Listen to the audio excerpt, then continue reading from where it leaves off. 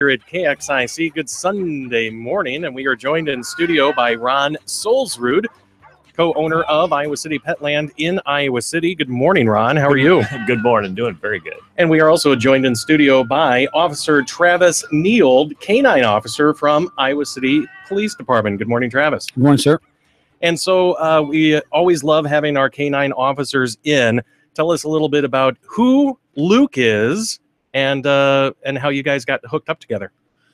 Yeah, Luke is he's a 7-year-old Czechoslovakian German Shepherd. He's been here in America for 6 years. He got imported from overseas. He's a dual-purpose canine. He's 88 pounds. He's a very interesting animal. And so how did you refer to him? 88 pounds of what? I call him 88 pounds of fury. It's he fits the bill. It's an endearing term. It is. It is. Fury that I will hopefully never have to endure. And so you have a great event coming up on August 28th. Tell us a little bit about it. So August 28th, we're doing a little tournament called Pigs. It's the Police Invitational Golf Shootout. We're bringing it back. We've got some great sponsors that have stepped up and really made this. It's going to be amazing. I can't wait. And so it's going to be held where? It's going to be the West Liberty Golf Course. They're basically donating the place to us for an amazing deal. The whole event's charity. We're going to throw back to some good causes, and we're really looking forward to it. It's August 28th. August 28th at West Liberty. Are you taking any more golfers? I would love to have more golf teams, but we opened it up in March, and it was full in about 2 weeks. So wow, that's the kind of craze that we got to fill this thing up. It was nuts. I had to turn people away. And so this is going to serve underprivileged youth and different programs around Iowa City. And if somebody wanted to send in a separate donation, since it is full, how would they go about doing that? You can send it to the Iowa City Police Department, 410 East Washington Street, Iowa City, Iowa, and just put attention of Officer Neild, and then just put the word pigs. P-I-G-S. Yes, I said pigs. And so it's all fun. We're all grinning in here going, you said what? So having a little bit of fun. I mean, obviously that's the, a different adage for police, but obviously the good work that you're doing within the Iowa City Police Department is going to translate down to the underserved and underprivileged youth in our area. Absolutely. Our two programs are great. I'm super excited about both of them. Obviously, we talked about the one a little bit off air, the program here through the school district to help those kids that really are disenfranchised and left out. Mm-hmm. They're at a significant disadvantage culturally, and we want to make sure that we bring those kids along. And we show them that the police aren't the police of 1950s, and this is a new day and age. Community policing is very important to our department, to me personally, and to us as a future. We're looking to really build the relationships that are going to make a difference in these kids' lives. And reaching out to those younger kids early really does set the stage, because you don't know what their initial background. It's kind of like Ron training a puppy, where you don't know if it hasn't been handled or if it hasn't been cared for and it doesn't have that human interaction. If you let that go too far, it's really hard to undo that training. Same with our youth in our area. You don't know where or what their background is. And so the officer is trying to reach out as early as you can to try to help them out. Absolutely. And so, Ron, tell us a little bit about your involvement with the canine officers specifically in Iowa City and the area. So Petland has a reputation of working with the canine units for as long as Wendy and I have owned the store, and I think even before that, where we supply all the food to the canine units, and this is for Iowa City, the university, Coralville, the county, and then even into some of the surrounding counties that we work with. If the officer requests help, here it is. We want to do it. Then we also, for the family of the officer, give them an employee discount in the store, which is incredible as well. That's a nice way of saying back to the officers, we appreciate what you're doing. Here's some help from us in appreciation for that. The canine unit, it's so easy to support. One, they're a great group of guys and gals, but they are so supportive in our community. Over the years, we hear the stories of what they do, how they do it, and all that kind of stuff. And it's one of those things where you want the canine unit to be very, very successful in your community in so many different ways. And today we're going to hear from Officer Travis, about some of these stories of, wait, the dog did what? It figured out what? They have senses way, way beyond what we do. I always equate a sense of smell on a dog is like our sight. We can see right now, Jerry, I'm looking at that big red thing that's on your, I didn't mean to point that out, but He's giving me such a straight face right now. No, a dog can look and say, or we can look at you and say, oh, you have a purple shirt, you have a collar, white buttons, a headset that's off the ear. I thought you were making fun of me, and I was like, there's a reason I have a face for radio and a voice for print. So the dogs can smell at that clarity. And that's where I can't even comprehend that ability, but we know it's there, and we can train them to then respond in different ways. And that's what Officer Travis will give us some examples of, he did what, how, and it's going to be cool. And so, Officer Neal, how long have you been with the Iowa City Police Department? Working on my 9th year right now. We moved here in 2008 and got hired on in 2009. So we're getting there. And how long have you been a canine officer then? 2013, I was selected as one of the 2 new dogs that we got in 2013. And so what special qualifications do you have that makes you, I guess, stand out above any of the other officers that work with canines? I'd like to answer that, but I am not sure. I honestly, not sure how you got picked? I don't know. I worked really hard, and it's the area that the dog works in was kind of my wheelhouse. That was the stuff I did. I'm interested in the activity, and I'm a young, I was a young, energetic officer at the time. Now I'm an old, crusty guy. Yeah, I'm the old guy on the evening watch now. But no, wait, the energy came through, shined through. They said I did a good job, so they decided to take a chance on me, and I appreciate it, and I've tried not to screw it up. I didn't want to lead that down as though you're putting other officers down or anything like that, but it does take a special personality, and there has to be that union between the dog and you. So tell us a little bit about Luke's personality and what makes him so fun to work with on a daily basis. Luke is he's interesting, to say the least. Although they say the dogs take after their handlers. So Luke was actually pretty mellow when I got him, and he's now a little more high strung, a little more crazy. He's loud. He's extremely loud, which the more you guys hang out with me, you'll find out how loud I can be too. So I hope that I don't. Knowing Ron, you'll like put techniques or maneuvers in on me just as a training exercise. But once again, what type of breed is your dog? He's a German Shepherd. He's actually a Czechoslovakian. Do you know what the difference between Czechoslovakian German Shepherd and a regular? It's just bloodlines and coloring. His coloring is really, really dark. People hear German Shepherd and they think of the AKC, the American Kennel Club's. They're the light brown and the low hips in the back, and that distinct look of German Shepherd. He doesn't look like that German Shepherd. He's very dark, very black. His toes are almost completely black, and that's a trait that they say runs thick in the Czechoslovakian breed. So. What's interesting, you don't even know this, I believe. We have customers that come into the store and they'll see your dog or another canine unit, dark. And they're a little bit more on that. I want to have that police kind of feel, Yeah. Well, they want the black dogs, and I have one breeder that does that. And so they're like, well, when's the next one you're going to get one from that breeder? And I go, oh, it's coming in next week. And they are all over it. So I think there's a little fantasy kind of a thing going on there. Absolutely. I mean, I have several coworkers that went out and bought Belgian Malinois and Dutch Shepherds and German Shepherds. And I tell you what, they're such a cool breed, but they're a dog that really isn't a great pet in my experience. They've got to have a job and they've got to have a task. Yeah. And they're so high drive and high energy that it's difficult to handle one of them as a pet unless you've got something for it to do. So that's okay. So getting in on a little breed of the week would be in here, in that it's interesting. The American version of the German Shepherd, so it's what we call the German Shepherd here, is actually a family dog. Oh, and it is easy and all that here. But if you go back to its original bloodline, which is what they're doing in Czechoslovakia and saying, in Europe, now you're into that old German, and how they do that is just breeding personalities. Mm-hmm. So they take the nice German Shepherd out of the litter and they continue bringing that, and then the nice German Shepherd out of that litter, and that's how you get that nicer dog. So these dogs in the past that were fighting dogs or guard dogs or war dogs are now nice dogs. And so the American German Shepherd is a really nice breed. Does Luke live with you then?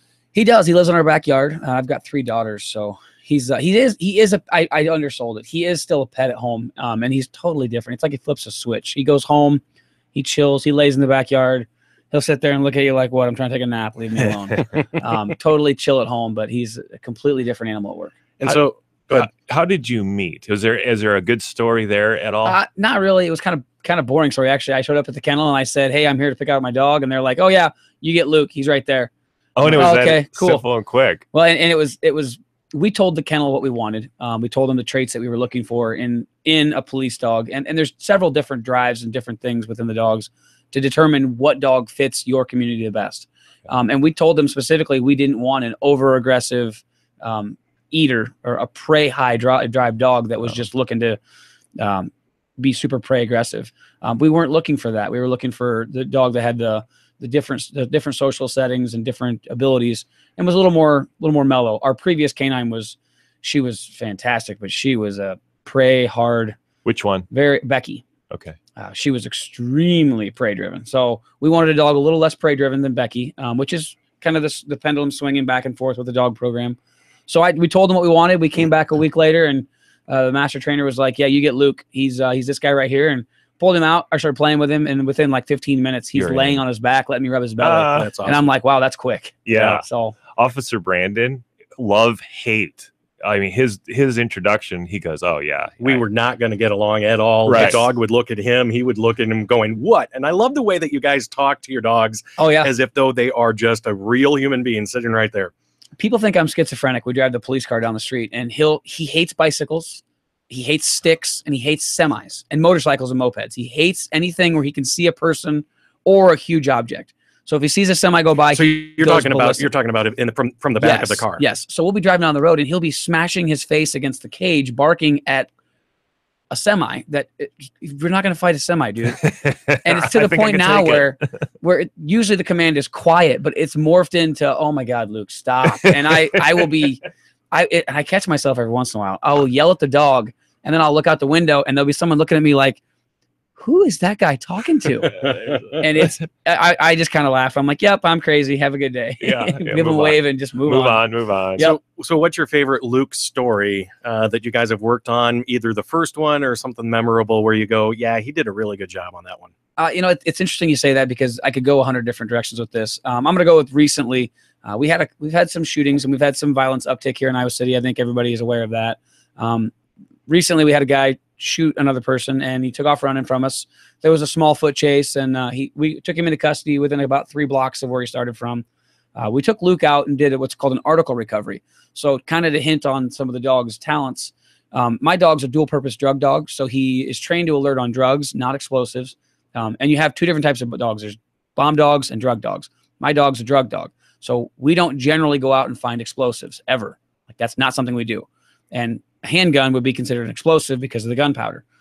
Luke was able to locate the handgun that was used in the shooting, which was stashed and hidden in a downspout in a residential area where there are lots of kids.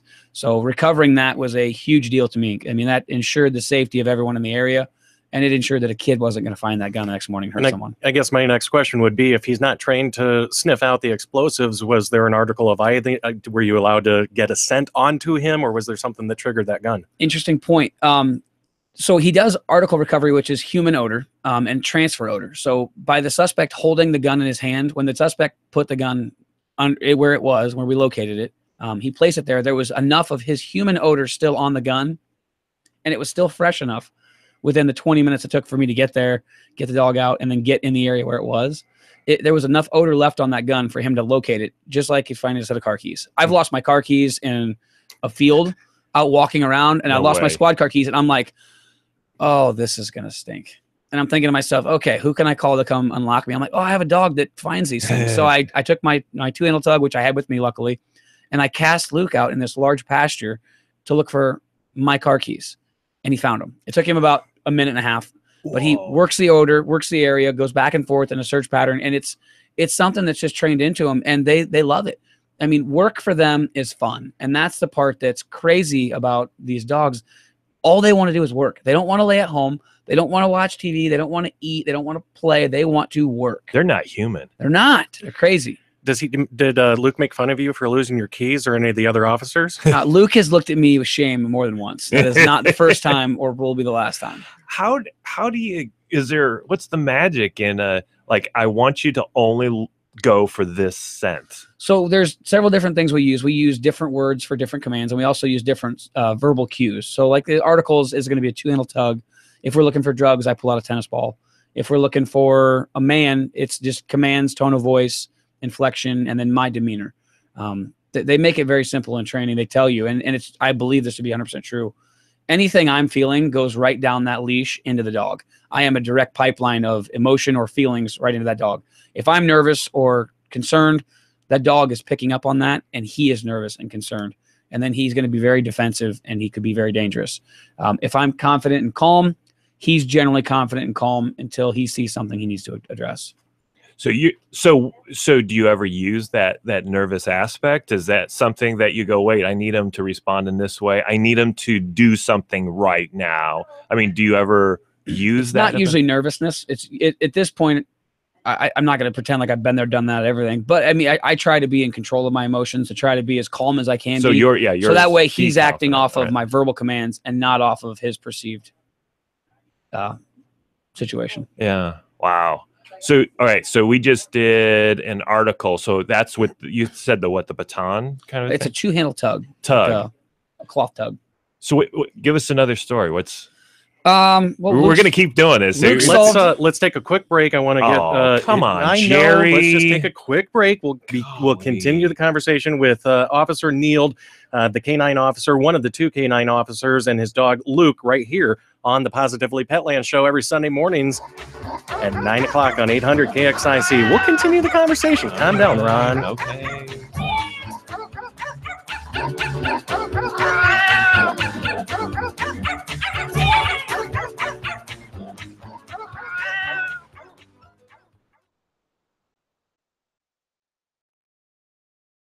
Let's see. You got a key. You got What you need, Jerry? Can I grab some water? Can I get it for you? Yeah. Where is it? Out of the faucet? No, out of the cooler. Right next to where the coffee's. Oh, thank you. Oh, Travis, officer. Do you want anything? if you have water would be great. There's cups in the Thank cupboard. you. Yeah, good story. I like the key story. That's funny. That's funny.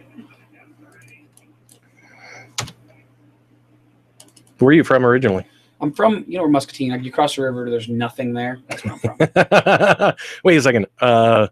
New Boston. Illinois? Yep. Okay. So New Boston. I haven't taken. What's that highway that goes across there? It's 92. Yeah. When you cross the river, there's the highway goes up the hill. Yep. Before you get there's a little white church. Okay. If you bang a right at that little white church and go about 7 miles, my parents have a farm right there. Wow. Okay. So you're from relatively. I mean. Yeah, we're here because my wife's a nurse, and we're in Rochester, Minnesota at Mayo, and I couldn't become a cop up there without going back to school for 2 more years, which I was not willing to do. Where are you from? I'm from Illinois originally. Oh, what town? New Boston. Yeah, it's southern suburb. No, it's Muscatine, just cross the bridge. Oh, that's where it is. Yeah, okay. it's not far away. It's about 45 minutes from here, or an hour. Yeah, it's a southwest suburb of Chicago. 45 minutes if you drive like a cop, an hour if you drive like a normal person. Iowa City is the western suburb of Chicago. Yes, it is. I have especially claimed with the university. I have claimed that, and nothing is more annoying to me than when I ask someone, "Where are you from?" "Oh, Chicago." I look at their ID and I'm like, "This is Schaumburg. Is Schaumburg not a big enough city that you can say I'm from Schaumburg?" Okay, let's continue on. Here we go. Segment 2 coming down in 3, 2, 1. Settle down, Jerry. I don't want Officer Travis getting angry. I'm getting all excited. It is the Positively Petland show on Iowa City's news and sports station 800 KXIC every Sunday morning at 9 o'clock. We talk with Ron Solsrud from Iowa City Petland, and a special guest in studio this week is Officer Travis Neild. He is one of the 2 canine officers here with the Iowa City Police Department, and we were talking about his Czechoslovakian German Shepherd named Luke. And tell us another great story about something that Luke has done that just makes him a special police dog. It's interesting. There's lots of different things about him that make him interesting. We've got he's actually solved 2 armed robberies that we would have otherwise not solved. I'm convinced of it. A few years ago, we had a rash of robberies of a particular type of business that's mobile. I'm going to try to keep some of the details a little bit vague, but you don't have to go into the details. Anyways, yes. I caught on. Anyways. So Luke was, we were having rash of these robberies, and it was a male who was pulling a gun and using a gun on people, and he wound up assaulting a couple people with one person with a baseball bat. It was quite aggressive, quite bad. We had to get this guy caught. He was a very serious, very dangerous person in the community. He pulled a robbery one night, and I happened to be working, and I was semi-close to the area. So we made an expedited trip over to where the scene was. When we got there, we pulled Luke out, and it had snowed the day before, so there was a little bit of snow on the ground, but it wasn't fresh. And the sidewalks had all been shoveled. So you could see footprints in like yards, but you couldn't see footprints on the sidewalks or on the street. And there was a lot of places where there was foot traffic already. So it wasn't one of those tracks where you just get out and you just follow the footprints in the snow back to where the guy's going. But we pull Luke out. We get him on his leash. The victim's there. The victim's being treated by the ambulance. We take off going, and we go through around a house, through a backyard, over a fence, through a backyard, into a driveway, down to a sidewalk. We hit the sidewalk and we go north. We go north for probably 2 blocks. When we hit the second block north, we're following what we presume is, we can see footprints every now and again when the guy gets off of the sidewalk. You can see a footprint in the snow on either side of the sidewalk, but nothing you can be certain is 100%. We did notice the shoe print at the scene was a particular type of shoe, which we're familiar with as police officers, and we knew to keep an eye out for that particular type of shoe. Air Force Ones, Nike Air Force Ones. I think there was a song about that one time. Yes, there is. Squirrel. Anyways. So we're going down the sidewalk here. We work our way through there. We go through another backyard. We jump 2 more fences, and we're going past a garage to try to because I'm not jumping a 6-foot privacy fence, but we can see the person did that. So we walk around the privacy fence because Luke's 88 pounds of fury, and he does not like to be picked up.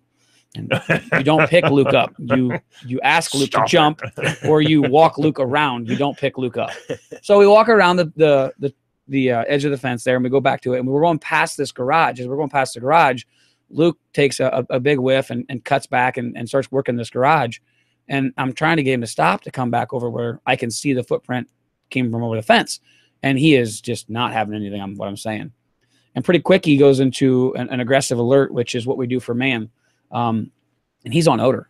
So I let him work a little bit, and he starts smashing his face into the door, trying to knock the door down. And at that point, I realized, hey, I think the bad guy's in there. So we set up a perimeter, and I realized, yes, there's absolutely the guy we're looking for is in this little shed. So I pull Luke back, and we set him up, and then I get on the radio, and I asked for permission to send the dog in to clear the building, and I was quickly told no, which is, I understand. I don't like being told no, but I got told no, so I'm okay with that. So we set up the perimeter, and then we had officers come check the area. We were able to get the guy to quit. We opened the door, and I made an announcement. Iowa City Police Department with the Canine, come out now or you're going to get bit. And I meant it. I was going to send Luke in to get him because this person, as I mentioned, is extremely dangerous, is very real threat, and has hurt people. So we need to get him caught. But the thought of the dog coming in there was enough for him to decide that wasn't the option he wanted to take. So the person gave up, came out, and was taken into custody. And we wound up able to work backwards and solve several different robbery cases from that person. So are they all that wise? Not all are that wise. I haven't found someone yet that wants to be Luke's Huckleberry, though. So, well, in this situation, it's ironic that he was using, or she was using, aggression to get his way, but aggression was used to get him to come out. It's interesting when you put the shoe on the other foot, how people respond sometimes, and you get a tool that they're not used to having used against them. They're not. It wasn't an enjoyable decision, I'm sure, for that young man. And it's just, there's so many times when I go, and that's why I don't do bad things. Exactly. I don't want to be on that. We had a judge in our store just yesterday, and I go, I recognize you from something, but I don't remember what it is. And he goes, well, I'm a judge, on this and this. And I went, well, good thing. I don't have any issues there. I go, it's somewhere else. And he goes, it's our kids. He goes, there's something that we've done together with our kids, and I don't remember what it was. So working with Luke, obviously, he was trained originally. What continuing education do you have to go through with him, and how does that process work? Do you have to work on it daily? It is a daily basis. We work on stuff pretty much every day. But we do 16 hours a minimum every month, 2 days, 8-hour training days, where we do nothing but work on issues, make sure that our dogs are checking everything. We want to try and proof them off of anything that they don't want them to learn on. And we want to make sure that we're fine tuning those skills. Really important for us that we make sure that the dog is always doing what we want him to do, and we can get him refocused and doing the task at hand.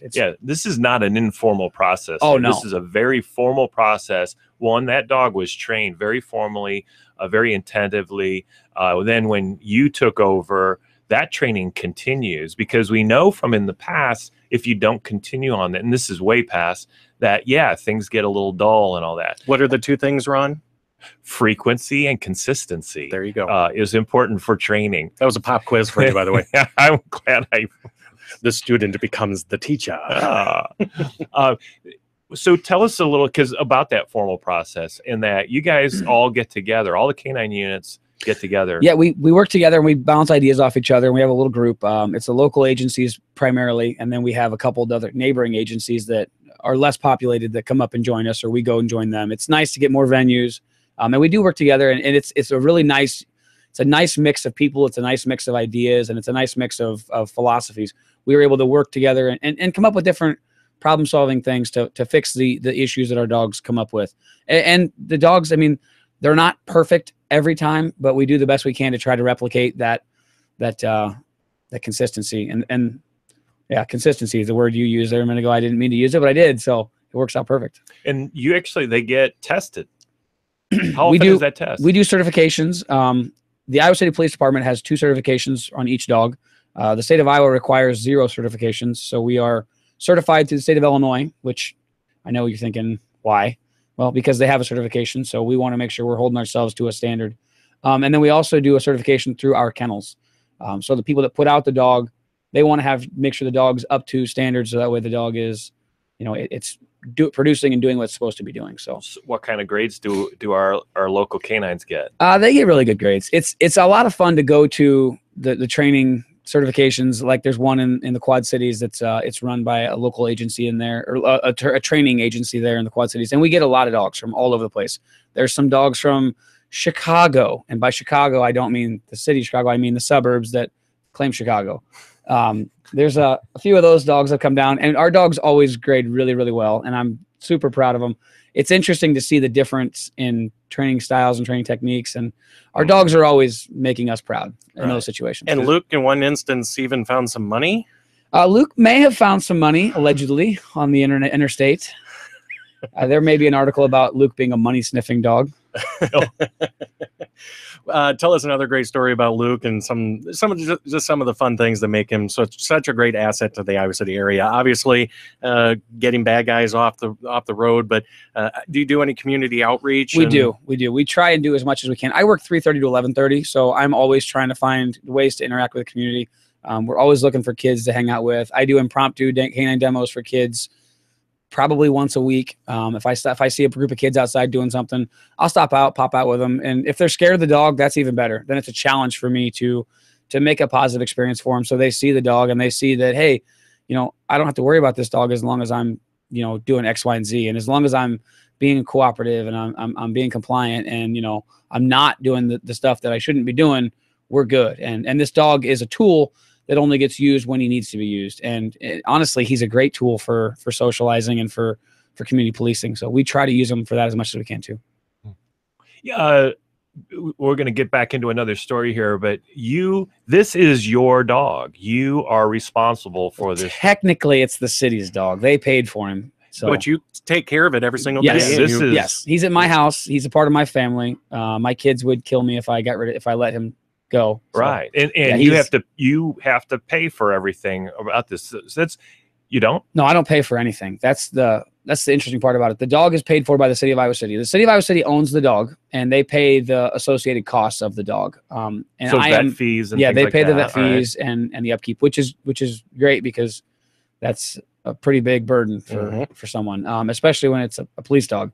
I mean, he gets more shots than regular. He gets more doctor visits than normal. They check him for specific things to make sure that he's good there. So yeah, they take it to the 19th level. Okay, I was totally under the impression that you have a lot of financial expense with this dog. Actually, it's actually a financial benefit. Iowa City should be commended for doing what they're doing. Yeah, thank you, citizens of Iowa City. Yeah, because that's not true for other areas around us where they take on the burden of a lot of that financial cost. And so, by and large, the police dogs, as far as I know, all the ones I know are paid for and bought by either fundraising, or the city is the one paying the bill for the process of the dog itself, because the dog is an employee of the city or the state or the county, whoever agency it is.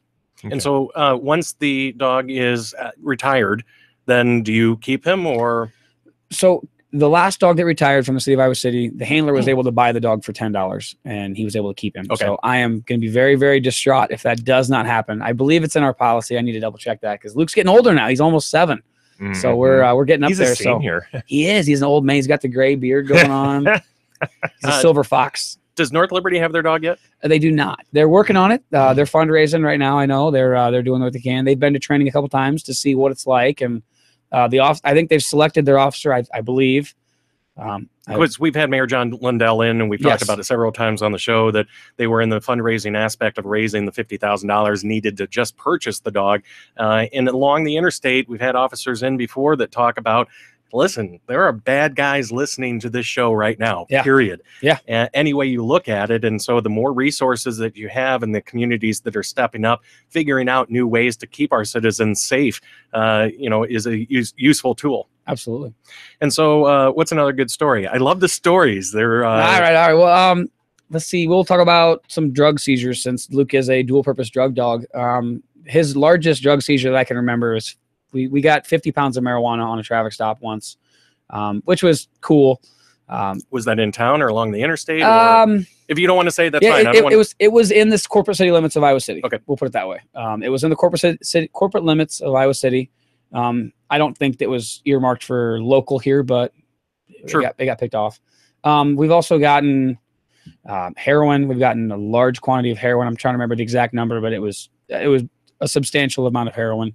So what brings Cocaine. you to these situations where, like, is it like a traffic stop kind of a thing? Yeah, oftentimes it's furthering investigations. We're helping with other agencies. We've worked with State Patrol, all the local agencies. The DEA has contacted us. We've worked with the DEA for stuff before. So the networking is awesome with this. I love it.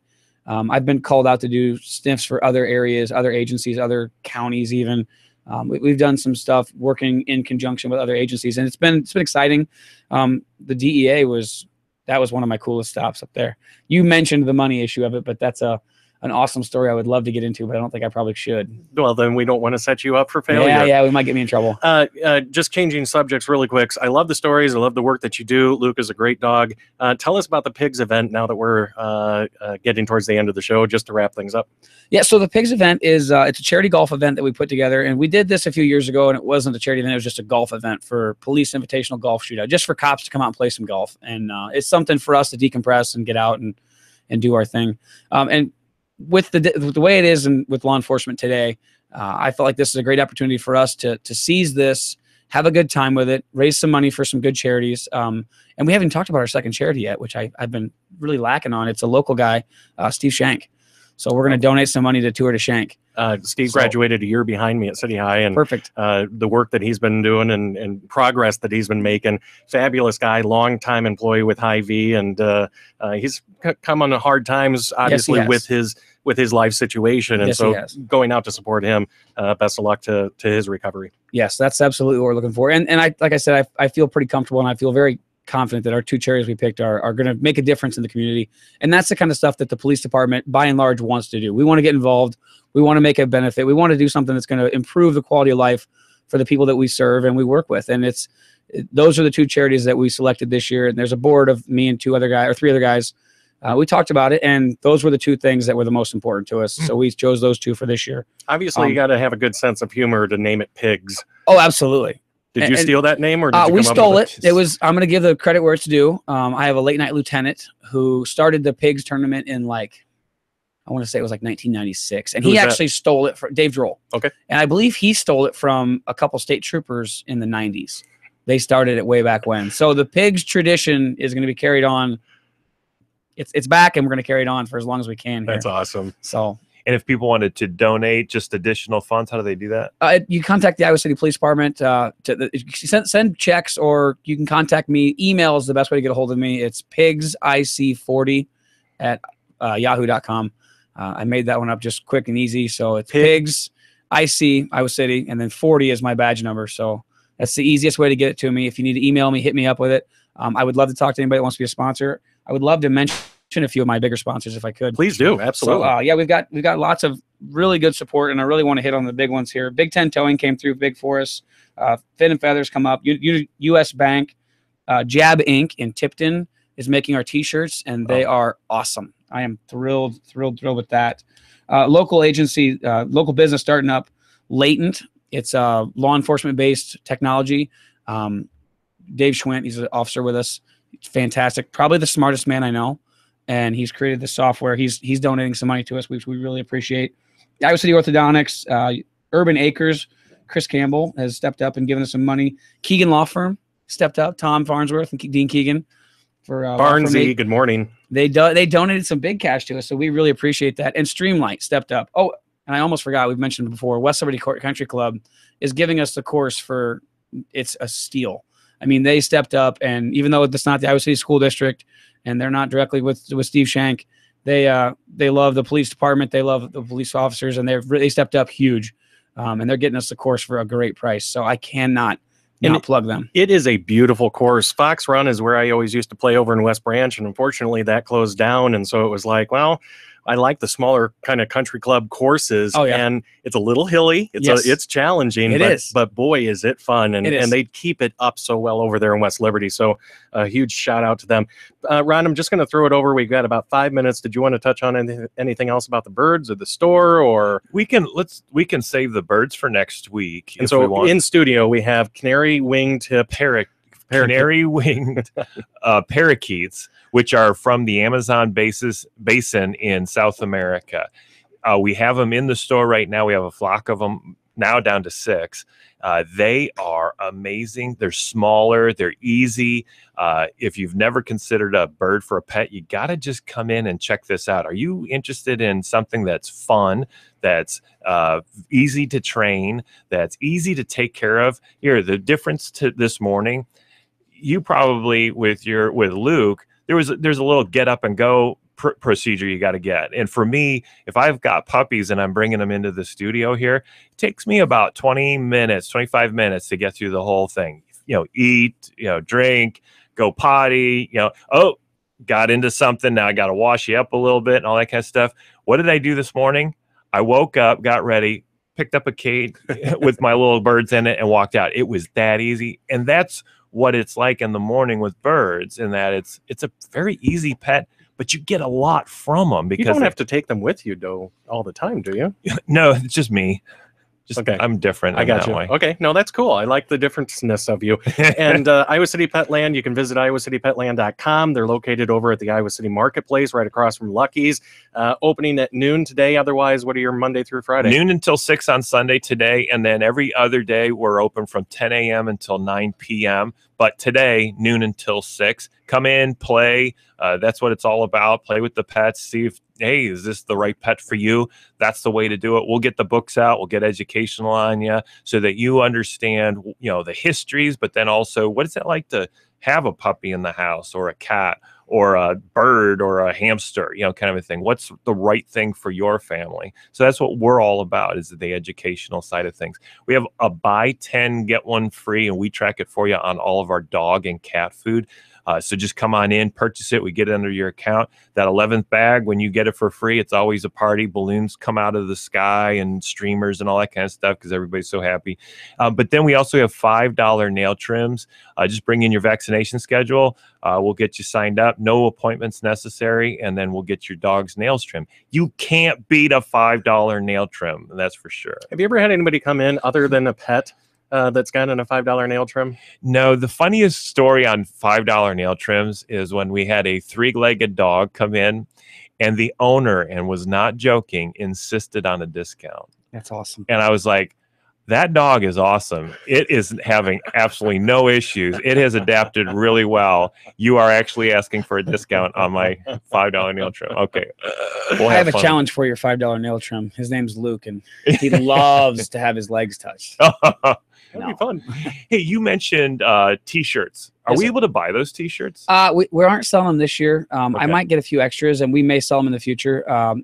They're black shirt with it's got the Iowa flag with the thin blue line on it, and then our character pig. Yeah, they look really cool. You gotta let those. They're pretty awesome. So we're pretty proud of them. But I'll have to check into it, see if I can't get some extra ones if people are interested in buying them. I'm sure Jab Inc. would work with us and help us set it up. So okay, I'll get with David Brown over at Jab Inc. All right, sounds cool. Once again, we've been talking with Officer Travis Neild, canine officer from Iowa City Police. Best of luck to all of the work that not only you and the other canine officer do, but all of the great officers here in town. I know a lot of you, and thank you for the work that you do. That's all I can say. Appreciate Wow, that. that show went fast. It did. Well, when he tells good stories, unlike, here's the breed of the week. Yeah, all right. It's the Positively Petland Show every Sunday morning right here on Iowa City's news and sports station, 800 KXIC. Once again, thank you, Officer Travis and of course, Luke from the Iowa City Police Department. Their Pigs event, golf tournament coming up August 28th, Monday, down at the West Liberty Golf Course to not only support our good friend Steve Shank, but also all of the disadvantaged youth in the area, many different programs they're helping out. So if you want to find out more information or donate, what's the address again? It's 410 East Washington Street, Iowa City, Iowa. And just put care of Officer Neild on it, or just put pigs. If There you you go. send it to 410 East Washington with pigs on it, it'll get routed to me. Nice and easy. Thanks, Ron. Thanks. Have a good day. We'll see you next week.